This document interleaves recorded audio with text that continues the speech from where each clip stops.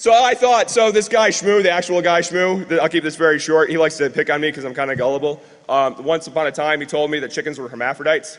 And because I was asking, hey, why are there so few roosters and so many female hens on a farm? And I didn't realize until I saw the American Dad episode where they grind up all the roosters into chicken feed that that's what actually happens. I learned agriculture from American Dad.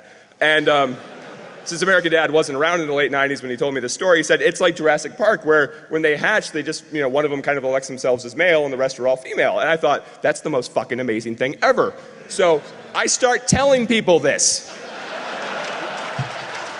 I go to work and I tell everyone in the office, chickens are hermaphrodites and they elect a male. It's awesome. And then you kill them and another one comes around and they're like, I think you're wrong. And I'm like, bullshit. And so after like a week, Shmoo finally says, dude, I totally made that up. Dick. Anyway, so this is a story about how we lost an eye. And just to be clear, that's me with a microscope. The sun's in the air, and I'm looking at a hard drive platter, which happens to be very shiny. It's really fucking bright. So anyway, that joke fell flat, so we're going to keep on trucking. Who are we? Deviant, you want to say a few words about yourself? I'm a value-sized bucket full of free fun, and you should find me outside this talk. Woo! Can you supersize me later?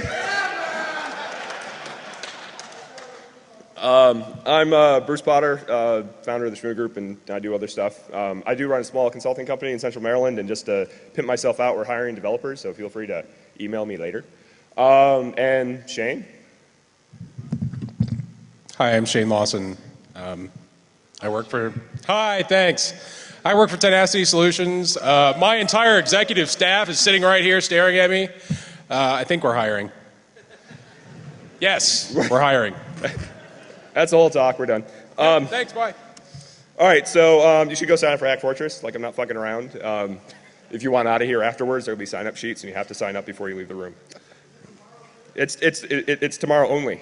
Today is just free play. Tomorrow it starts at 10 a.m. So you can sign up for a later time slot if you think 10 a.m. is too fucking early. Feel free to sign up for the noon one.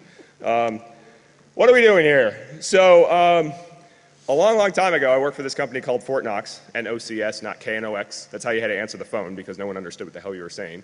In Anchorage, Alaska. And we were going to do credit card processing, we're going to do set processing, and potentially even do digital bearer settlement stuff. And we were building these big-ass transaction processing servers and scattering them around the country. It turns out Anchorage isn't near anything, except the water. And so we were a little worried that if we had these servers that had all this information, this is pre-PCI, so we were just going to store everything in the clearing.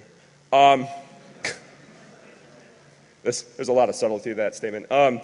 Anyway, and we were worried that bad guys were going to come and try to bag our boxes. And we thought, hey, what we'd really like to do is have a way to remotely destroy a drive. Just make the drive go away. And we wanted complete goddamn drive destruction, like a pile of slag. Like our first thought was thermite. Yeah, it's a lot of people's first thought because it's fun. But there's some critical issues with thermite. It's self-oxidizing, so it likes to go through things. Whatever's below it, gravity keeps going. So we really wanted, though, a solution that would make the entire drive go away because we were worried that even if there were a few bits of information left on the drive, if they were the right bits, they could be worth a lot of money. So for those that don't know about something like digital bearer certificates, this is the idea. It's the same idea as Bitcoins, just not nearly as psychotic. Someone explained Bitcoins to me the other night in a bar, and I thought it was a joke. Like, I understand the concept that these bits are worth money, but like the actual process and all the weird static values that are associated, like every 6 weeks this happens, and every 2 years this happens. I'm like, oh, we just pulled values out of the air, I see, and we called it a currency. Excellent. So, wow. You were all thinking it. This is crazy shit, but everyone's wearing a t-shirt, so it must be all right. Anyway, we wanted to make sure that if there were $10 million in bearer certificates or Bitcoin, someone that wasn't willing to spend $10 million to see if they could recover the right string of bits. So we wanted the drive to go away. Unfortunately, we were a little too busy trying to also get venture capital and burn through it all in the form of not doing anything. And yes, because that was the way the end of the 90s really worked out. It's like, hey, we got money. Go back to playing Quake 3. And it didn't work out. So one day we're sitting around my house after ShmooCon in the snowstorm, because it always fucking snows during ShmooCon. And Deviant was there, and Shane was there, and a few other people were there. And I was telling them about this little thing that we tried to do. And we decided, hey, you know, maybe we should take this idea and do something with it for DEFCON. So the rules of the game that we were trying to do up in Anchorage, and we continue to carry forward today, and which is why you're all here, is destroying a drive in the following fashion. One, you have a 1U server. You have 1U above and below to install whatever the hell you want in the rack. So concrete, asbestos, you know, things like that. When you fire the hard drive, you have 60 seconds to destroy it. You must not set off fire suppression, smoke sensors, seismic sensors, because we're near banks. Must not harm other system in the rack, and you must not harm the humans that happen to be nearby when you're lighting off your thermite or magnesium or something like that. So we undertook this talk in an attempt to see if we could realize my private little dream of destroying a goddamn hard drive. And so we will get to the various methods that we use, but needless to say, we accepted the challenge. 4chan, fuck the world. So someone in the audience is thinking, hey, why don't you just use some fucking crypto, you jerk? And you're right, we could have done that. Like that's a totally valid response. First of all, we wanted this to be a spectacle, and crypto's not really a spectacle. You ever watch a demo of a crypto system? It's really exciting. It's encrypting right now. It's done. That's it. So, woo! Yeah, it's always good to have the redneck roar once in a while in the middle of the talk to wake up all the people. Was that pretty goddamn loud? What? Triple Dez. That's not really redneck. Dez is kind of redneck, you know. One-time pad written on the side of your Pinto is redneck. So, so there's some reasonable crypto solutions out there. There's some various open source stuff. There's Opal and other self-encrypting drives that you can use. The issue really comes down to zeroization. If you're going to zeroize out the data, or zeroize out the key. I mean, the idea is you have this encrypted data with some very large key, and when you want the data to go away, you just throw the key in the trash. And you just have to make sure that you throw the key in the trash in an effective enough fashion that it can't be recovered. What's kind of a bummer about that is if you don't do it, then all they need to do is recover 256 bits or 2,000 bits of data, and then they can decrypt the entire drive, versus if we're successful, there's absolutely nothing left except powder. So, you know, and it stands to reason then if you're going to use an encrypted drive, you could just go after the bits like the little, you know, TPM or whatever, and we could incinerate that, which would prove to be remarkably easy compared to what the hell we tried to do. So there's various drive destruction standards. Anyway, there are drive destroyers. This one that DT I thought was bringing down to the con, but I haven't seen it yet, is the low-end version of a drive destroyer. First, you have to degauss the drive, which has varying amounts of effects on modern-day drives. And then there's this little anvil thing in the middle and one little point that, as Shane calls it, makes a little hard drive taco, because it puts 12,000 pounds of force in the middle of the drive, and the drive kind of folds up and shatters, which for most of the standards that are out there qualify as drive destruction. But if you ask someone what this was, and you hold up a broken drive that's been shattered by one of these, they're going to say a hard drive. It turns out you can get things that you can hold up pieces and go, what was this? And people are going to say a Pinto. And this is an $80,000 drive disintegrator. That's what they call it on the website, a drive disintegrator. It was like, check, that's add to cart. $80,000. I paid in Bitcoins. It's coming. I've been mining for weeks just to save it up for this drive disintegrator. This thing will eat laptops, small children, farm animals, male chickens, as it turns out. Will it shred? Yeah, you can put a blend tech into this thing and it'll shred the blend tech. Like I assure you. So there are some issues with this. Cost, they're kind of expensive even in Bitcoins. Unless anyone wants to attack Mt. Gox, we could drive the value of Bitcoins through the roof for 5 minutes so I can buy my drive disintegrator. Gonna keep turning that. There's gonna be hit on me by the entire Bitcoin cabal later. It's gonna be great. It'll be in Brasilia 4 later. Effectiveness, there may still be usable bits, especially the ones that make the little hard drive tacos. You're going to get little pieces of hard drive, and there may still be data on there that's of some use. And form factor, that's about 40U and 3 cabinets. So that was a little larger than our winning, the winning submission that we were looking for. So real quick, yeah, you should go sign up for Hack Fortress. For anyone that was in my Logan and I's talk on hacking game servers a couple years ago, that every single slide transition had stupid noises in between, you should thank me. I decided not to do that this year. So, they're like, yes, because that was the most annoying thing ever. But it was one of those jokes. It's like Family Guy. It's funny, and then it's not. And then after a couple more minutes of Conway Twitty singing, it gets funny again. That's basically what we were doing. So anyway. Someone's grabbing their knee in agonizing pain, anyway. Not a lot of Family Guy, Adult Swim watchers in the audience tonight. So, anyway, this really is not an important slide. Surely there's a better way. And what I want to get into, we're going to talk about the specifics of what we tried, so you can learn from our, I'll call them mistakes. So, about the ways that we did this, I don't know if you were planning on doing this slide, but I'm going to do it, and then I'm going to hand it over to Deviant. Is that all right? Yeah, that's what I thought was going to happen. That's why you put my name on it, so I can talk about myself in the third person, or he can talk about himself in the third person. Get on with it. Dick. So just to be clear, some of what we did is in the slight gray area from a legality perspective. Deviant will touch on that gently, very gently in a supersized way. Dangerous. We tried to exercise as much care as we could.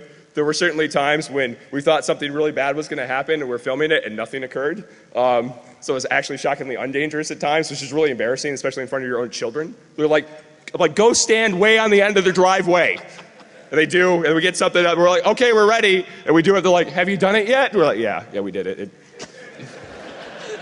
Sorry. Go inside. I need to hide. Pseudoscience, we definitely made some gold, I contend. But nobody else seemed to believe me. Except I did trade it in on the Mt. Gox currency market, and I had my Bitcoins from the gold that I alchemized out of the hard drive.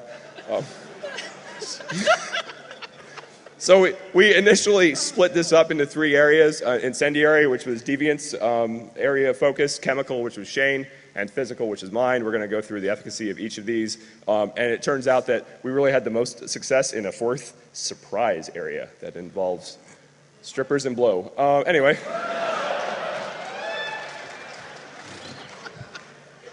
Very good. All right. How we doing? Can you hear me?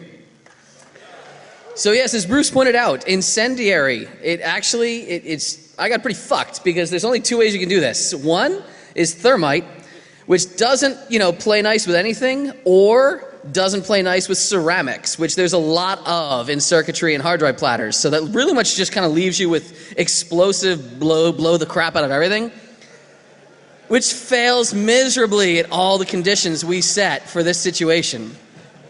But I did my best to do some research so I could be up here and talk to you fine people. Unfortunately, we're not going to tell you a lot about this research because I like my butthole and I don't want to be accused of helping you how to make bombs. So I'm not going to say, a lot of chemical, you're not going to get a lot of real chemical formulas. Potassium perchlorate. Oh God, sulfur, things, what? No, don't do that. So it's going to kind of go like this. And if you are a smart person, you can figure out how things are and how things go and how things might be for you. So there's this stuff. It's on the inner tubes. We like it because we have guns. It goes boom if you hit it with this. We like to use it because we like guns and booms. If you put it far, far away and put a lot of it out there, it goes boom even bigger. That's really fun. There are some people who put way too much of it in one situation, and they make the news when booms are too loud. You don't want to be those people. You don't want to be some guy with a dump truck in Montana or whatever that was. But there's also this stuff. You think it's the other stuff. It's not the same stuff. You can find this stuff. Why is it not the same stuff? Because it goes boom with this. It also goes boom with this. That's a much smaller impact, a smaller initiating charge, as the feds who are listening to this talk will know. It also means things like this in the, like the Hollywood industry and films and cinema, that also makes that other thing go boom. This is hard to get. It's illegal for you to get. There's an Instructable online to make your own. You know. Don't do that. Don't initiate one charge into another, because that's what we call bad. That's what we call just like massive things that you weren't planning. If you do that, people will want to have a conversation with you.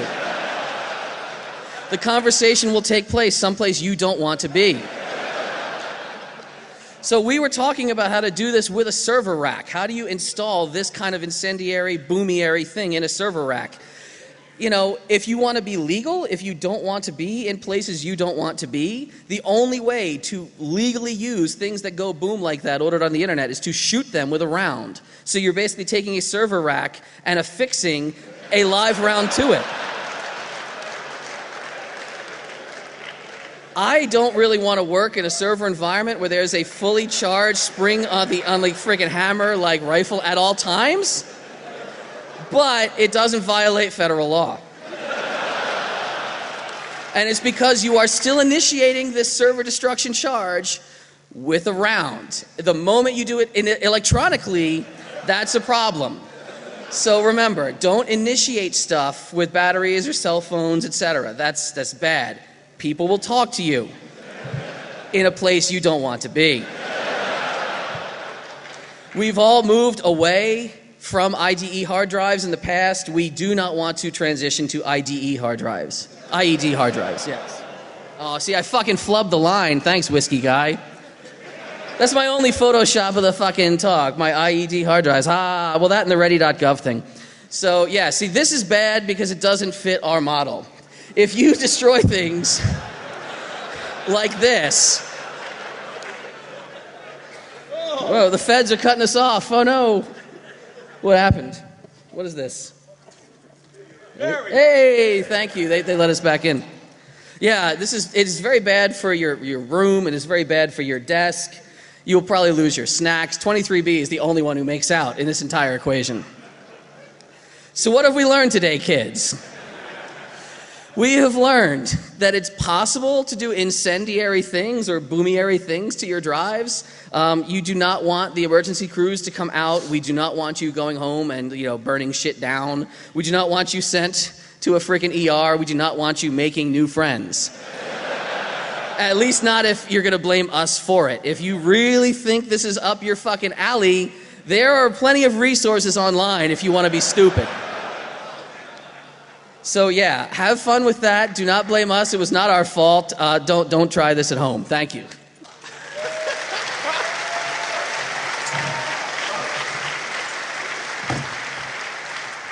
Yeah, I can't follow that. So, moving right along. Microphone's not on, I guess. I don't have any great pictures or anything. The whole point of the Talk into chemical... the mic.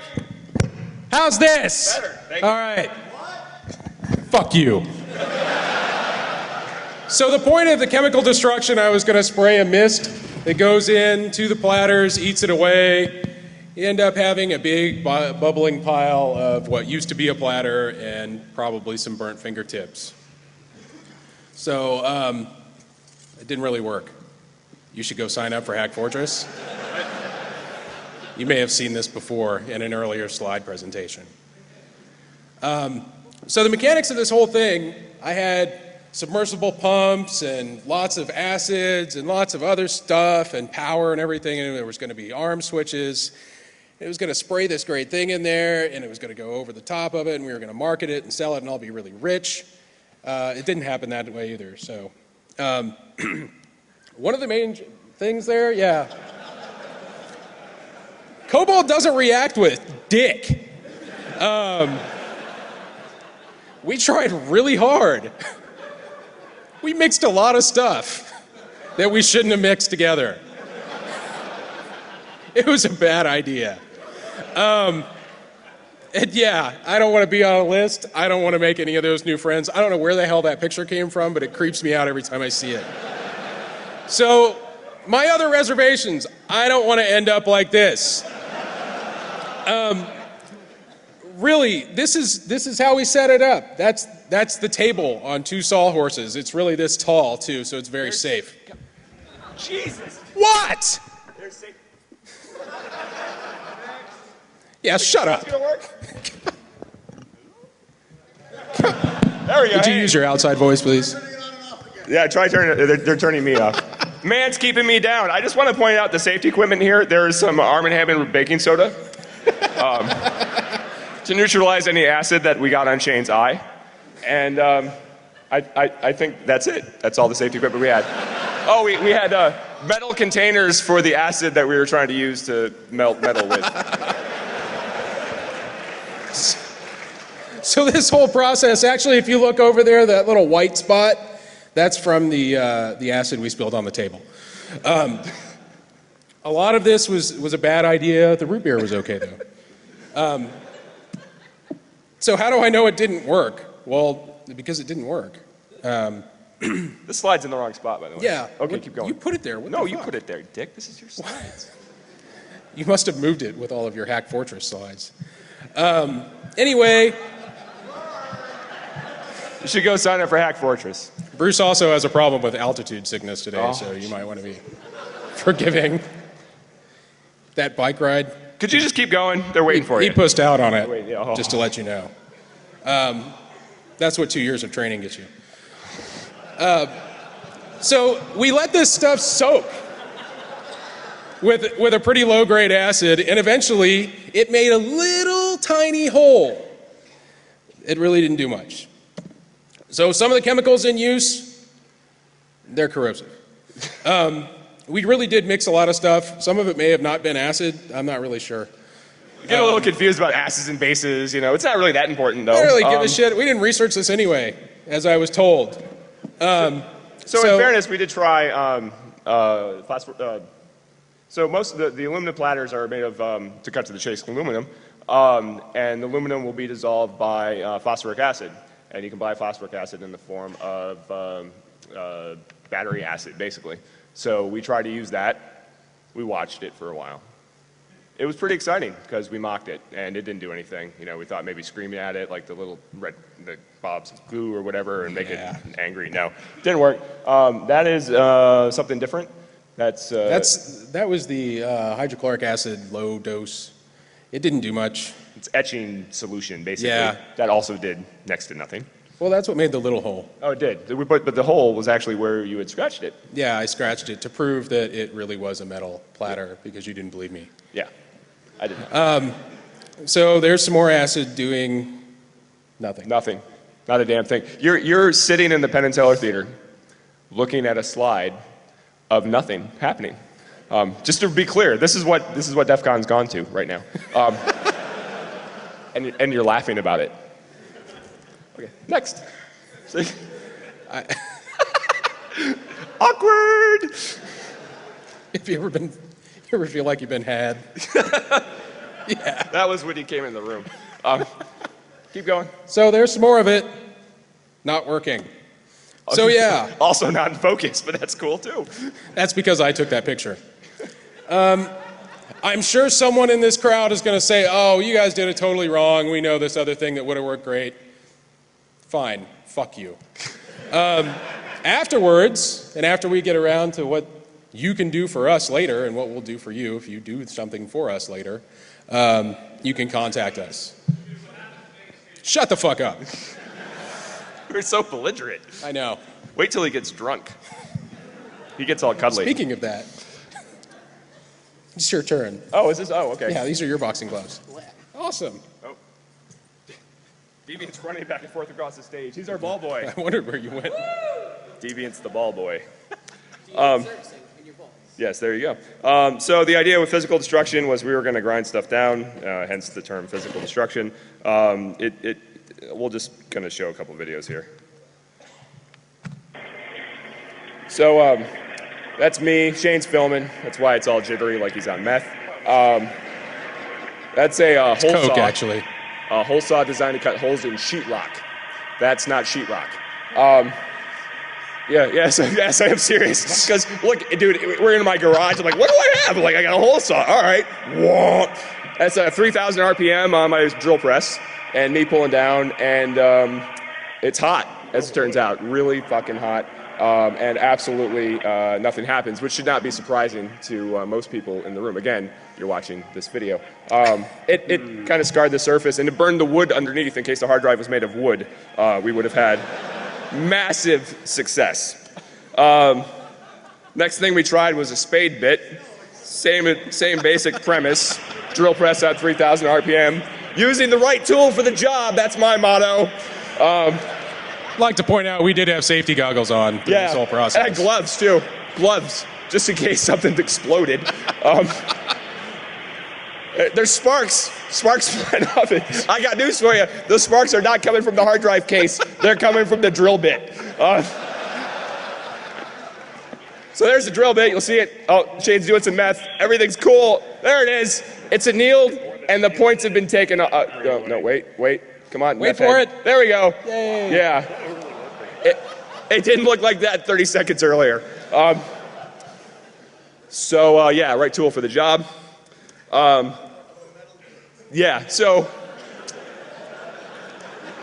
So we did try that just to prove that it would work, because we were suspect of that whole process. We did drill an actual hole through the platter and then decided that this was all going to be a bad idea and it wouldn't work anyway. So you know what we use? We use cobalt-tipped drill bits because cobalt is fucking strong. We discovered that And repeatedly non-reactive. as our friend and our foe, cobalt. Come back, Zinc, come back. The 5 people that got like the Simpsons season 3 reference. Yay, yes. Yeah, thank you. We're all old. This is a slightly more appropriate tool. This is a metal grinding disc designed to grind through metal at 3,000 RPM on a drill press. Again, I think I've given up on the gloves at this point. I've decided that nothing is going to fly off and rip my fingers off. There's a lot of smoke with this, mostly from the shit that's on the outside of the drive case. Absolutely really nothing happens. It scratched it really well, and that's about, and it burned the wood. There's a lot of smoke. It's kind of hard to pick up on this crappy meth head camera, but... that's because it's not an iPhone. Oh. So, wow, you just burned yourself, man. That was... Anyway. It brings up an issue. We did have time and size constraints, and also cash. It's really hard to buy stuff at Home Depot that will make a hard drive go away. And that was kind of our deciding. We didn't want to have to get licenses for anything, and we didn't want to have to get overly exotic where I was spending tens of thousands of dollars to buy really expensive drills and things like that. So we decided to move on. And while we're sitting at Home Depot, literally in front of the toilet section, because we're examining all the chemicals that are in all the toilet unstopper things to get all the poop out, and trying to see if anything in there might react with metal. They make Drano now that gets hot in the drain. It's cool. It comes in a box and a bag, and it's got 2 parts. It's a binary liquid, and you pour it in your drain, and it gets really hot. I shit you not. Does that seem like a good idea to you?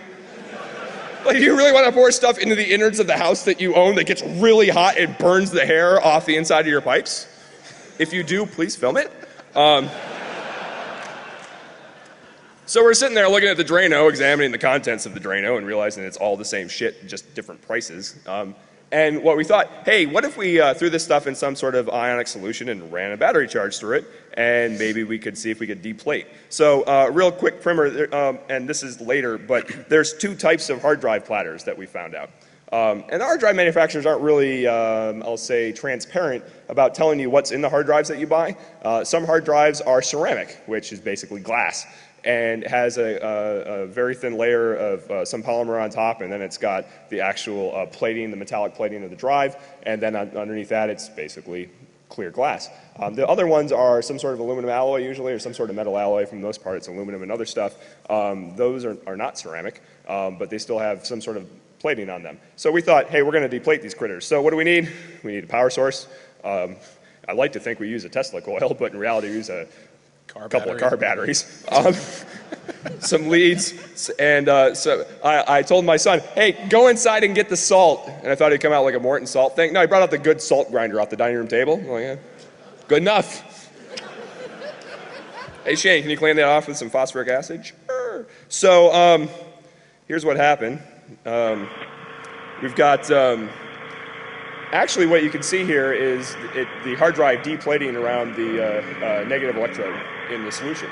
And around the positive electrode, it's deflating a little bit, but we're able to move the electrode around and actually remove pretty much everything off of it. And when we're done, we can remove it from both sides, and you can see straight through the drive. So that's pretty effective. And this was the first drive we cracked open, and this is what we started playing with. This actually turns out to have been a problem, because we spent a lot of time with the drive platters from that drive trying to understand how to make that go faster, how to be able to get to 60 seconds. And we're like, well, we need fluids that conduct electricity better, and we need more juice, and we need bigger electrodes. So we had 12 volts out of what initially was a Radio Shack DC power generator. So then we went with instead 2 car batteries and garden stakes and some jumper cables. So this is decidedly entering the realm of maybe not a good idea. Anyone ever welded with car batteries before? Yeah, you can do it. We were trying not to, really hard. That's all that happens. So that we really thought this is where I had the kids literally like in another school district, like they had left the area. And we deplated at about the same rate that we deplated with a 13 volt, 19 amp DC power supply from Radio Shack. So this was much more nerve-wracking. And someone's going to say, hey, you should use larger electrodes.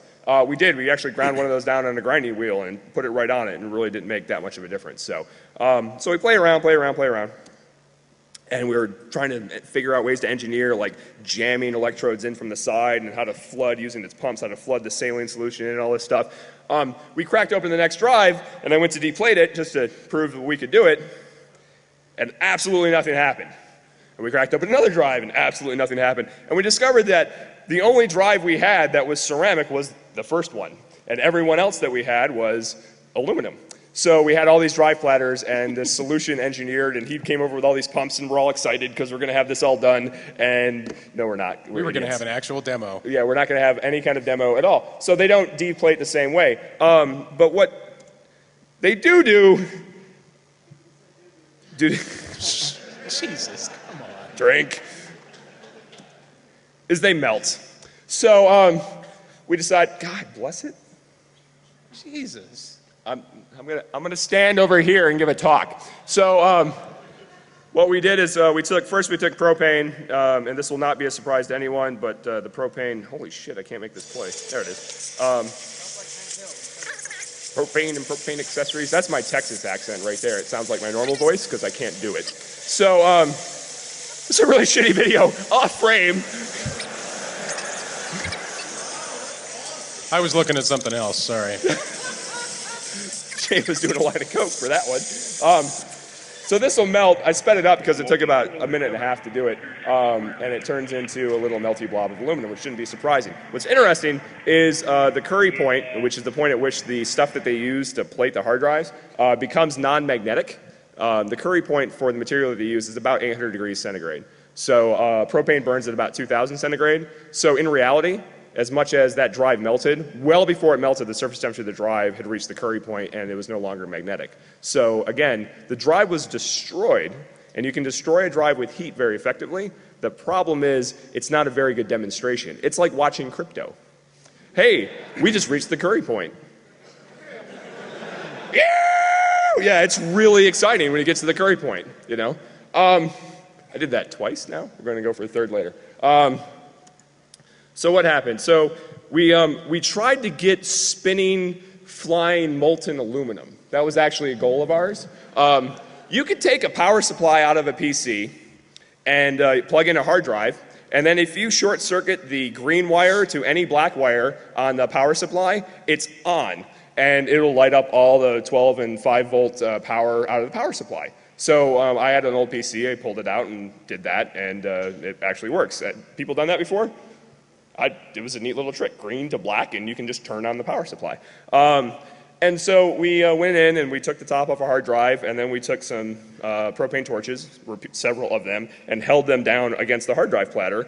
And nothing happened. And we waited, and we waited, and we waited. And about 5 minutes later, we gave up. Like, the drive was clearly hot, the heads had melted and were like etching a little hole in it, but the hard drive was still spinning, and nothing had melted. So the actual force of the 7,200 RPM drive and the amount of time that's actually underneath the flame, it cools very rapidly. The flame doesn't really have the ability to hit the surface of the platter due to the ground effect of the spinning platter.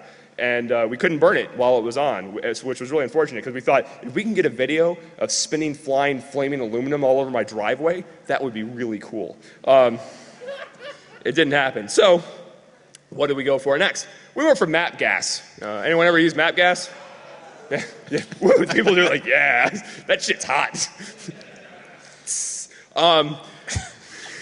That didn't get shit. That didn't get a goddamn thing. Burned my finger on my butt and nobody laughs. That's because it wasn't funny. It's 1,000 degrees centigrade hotter than propane. What's cute is it's not made in North America anymore and you can't buy it. You can buy map replacements that are basically like it, but it's basically acetylene mixed in with some other good stuff, and it burns hot very efficiently. But the only plant that made it shut down in 2008. And the stuff that we had fell off the back of a truck. That's what my neighbor said. He's like, "This fell off a truck." And I'm like, "Whatever, dude. Like, I don't really care. I don't want to even know like how you got this stuff." What? Oh, God damn it. This is what, never mind. I'm not even going to go there. How many people is this your first DEFCON? You're experiencing like a DEFCON 7 talk right about now.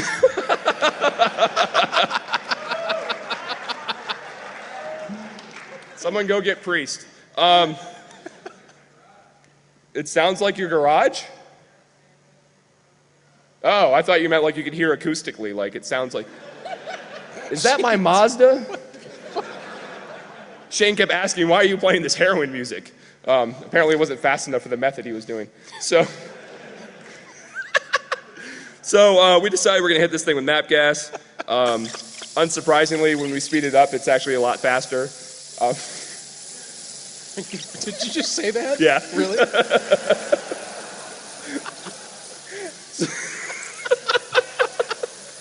So this shit burned a hole right in the drive. And actually, yeah, it goes really fast. Now, Shane's really swinging out here. It turns into a slag pile of aluminum. It really just destroyed. Things catch fire periodically. You see like the heads glowing red periodically. Yeah, over by the heads, there's plastic that's melted all over it. All the solder smokes up at once. I also like how the video's upside down.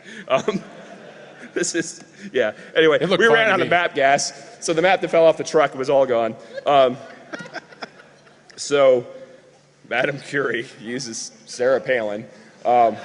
See, it shows up fine. This was him. I think he photoshopped it himself. No, I didn't. You betcha. So, the idea that we came up with, and I'm looking really excited about doing this, was affixing a glow plug for like a motorbike to the end of a propane torch, and then use a servo to open said propane torch, and then lighting the propane torch remotely with an Arduino and an Ethernet connection. By God, the most difficult way ever to light a propane torch. Yeah. There was a lot of effort that went into, code, stepping the servo and everything, and it was like, oh, this is going to be awesome. And I said, I don't know how the hell this is going to work, but okay. And then I got a call the next day that said, this shit ain't going to work. This isn't going to work. I give up. I do want to finish this, though, because I'd actually liked, because you had to sit through this talk, for you to be able to go to a website and click a button and turn a propane torch on and off in my house. I'm going to put it in the middle I'd like of the to turn a fireplace propane torch on and off in your house, for safety, too. And just watch it, and watch the propane torch turn on and off. I think that sounds like a good time. Sounds like an appropriate way to end the talk. So ultimately, we kind of ran out of time. The glow plug did not reliably light. I put some big capacitors on and was creating basically a spark plug over the top of the propane torch, and that worked periodically as well, but I didn't have access to really big caps. So it's not, honestly, for the Arduino code that we'll release, it's like 40 lines of code to light the servo up and spark gap the thing and basically weaponize propane torch, because that's what everybody wants to do. Conveniently, that's legal. Like, I don't know, like, what he did, whatever. So I was going to mount from the top, sprayed in. It's not complicated. I'm sure you understand physics and Legos and shit. Yeah, we're going to do it in Mindstorms, actually. Teachable moments. Most drives we found were aluminum. PS3 drives are ceramic, and what other ones were ceramic? So there's a Japanese company that I'm gonna have to talk to and see just how trusting they are of my stupid ass to see who all they supply and what they supply. But they're one of the bigger manufacturers of ceramic platters in Japan. So I know that they supply the PS3 drives. We'll see what else that they do. So, what? Hitachi. It wasn't. It's the people that make the no, stuff it's the people for that make the Hitachi. platters. It's not the people that make the drives. That's they're totally different. separate Learn about organizations. supply chains. It'll be great for you. Wow. Not nearly belligerent enough. I'm sorry. You'll notice something when we had the map gas on that platter, the dry platter melted, but the freaking case didn't. Cases are really resilient, top and bottom. Like hard drives are hard, as it turns out. That's really what I learned. Like the name is appropriate. Jesus. To summarize, woodworking tools. This is a surprising one. Don't fare well against metal. Once upon a time, I was having a little antenna making event at my house, though that's not a euphemism. And we were making Yagi antennas. People made Yagi antennas out of like threaded rod and copper pipe and washers before.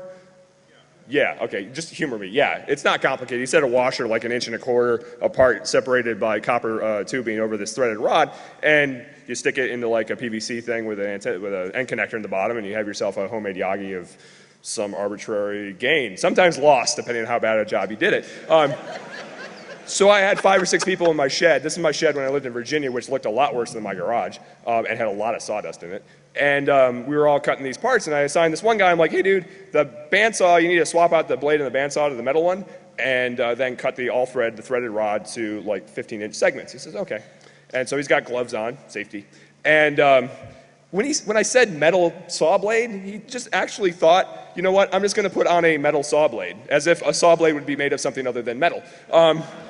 So he grabbed one, and he put it on, and admirably actually got it aligned and everything. And then he started pushing this thing against it. And like a minute later, I look over, there's sparks flying everywhere, and he hasn't even made his first cut. And I'm like, what the fuck are you doing, guy? So I walk over, and I grab that threaded rod with both hands. Boop.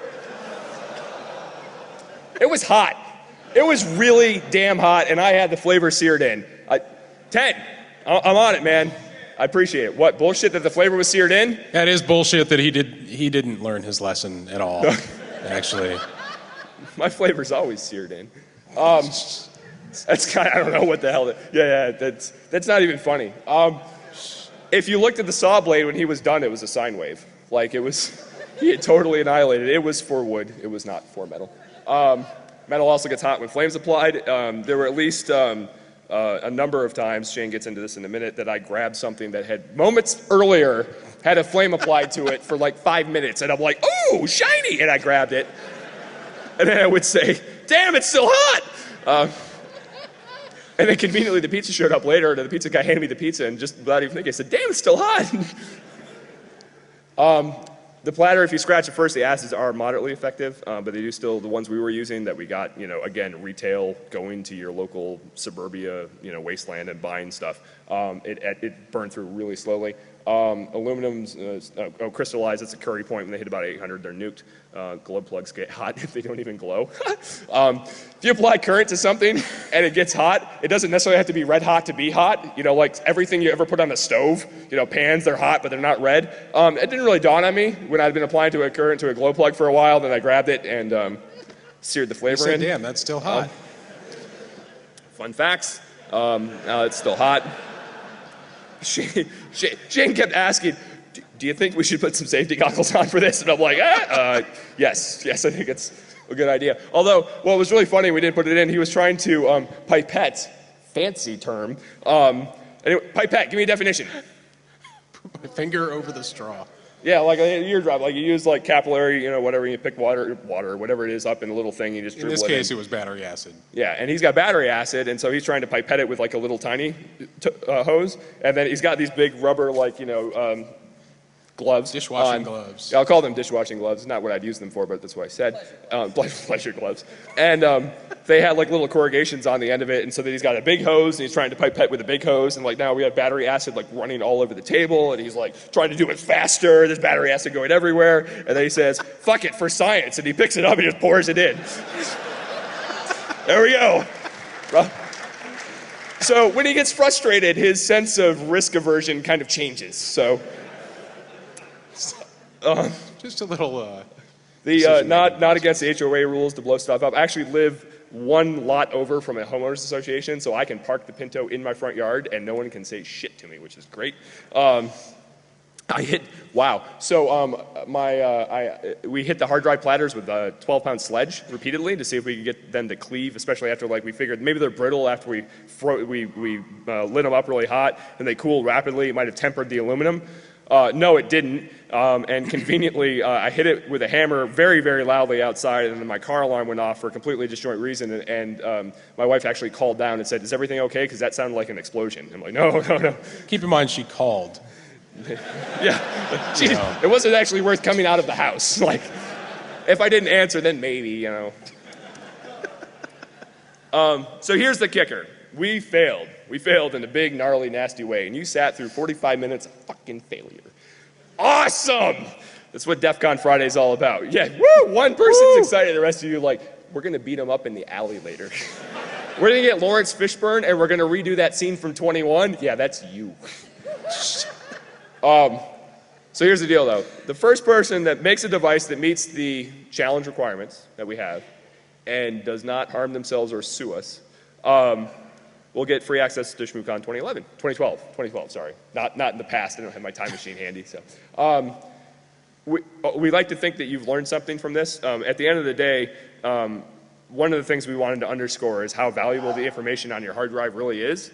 And some of the drive destruction standards that we looked at aren't the most recent things in the world, and there's been very large advances on how bits are stored in hard drives, the density of the bits on the drives, materials that are used, and things like that. And so the cute ways that we destroy hard drives and try to overwrite. Somebody said, I saw on Twitter, they were trying to securely erase their hard drive, and it was like a half a terabyte drive, and they were going on hour 36. Wow. Seriously? Curie point. Like, take out the propane torch, hold it there for 5 minutes, 800 degrees, your drive's done. You don't need to worry about it. Throw it in the trash, hand it to some random stranger, say, take it, it's dead. We really need to examine how we destroy data. I mean, there's lots of people that don't, but people in this room are smart enough to. And we like to find ways to do it in more assured fashions that are maybe non-conventional. So if you're interested in learning, we can give you more details about what we did. We're happy to provide you with more technical details. We are not liable for anything that you may do, and we actively encourage you not to break the law when you do this. And also, this is not to get away from the law. So anyone live in Central Maryland, major DC area? Yeah, probably, but you don't like to admit it. The Montgomery County, the guy that runs Montgomery County in the DC area, he was kind of corrupt. He was taking lots of bribes and things under the table, and the feds had been onto him for a while. His wife was involved, some council people, a lot of local contractors, that kind of thing. They had his house bugged, and they decided that they were going to finally add enough evidence and they were going to go arrest him. And the guy found out because the cops had showed up at his office trying to arrest him and he wasn't there. And he found out that they were coming to his house. So he had his house bugged, and things came out in the bug like, hey honey, stuff $50,000 in cash in your panties and flush all the checks down the toilet. Okay, this is recorded for posterity. Plus she had $50,000 stuffed in her crotch, so. Yeah, exactly. It was in ones. They were reenacting that scene from 21. Jesus.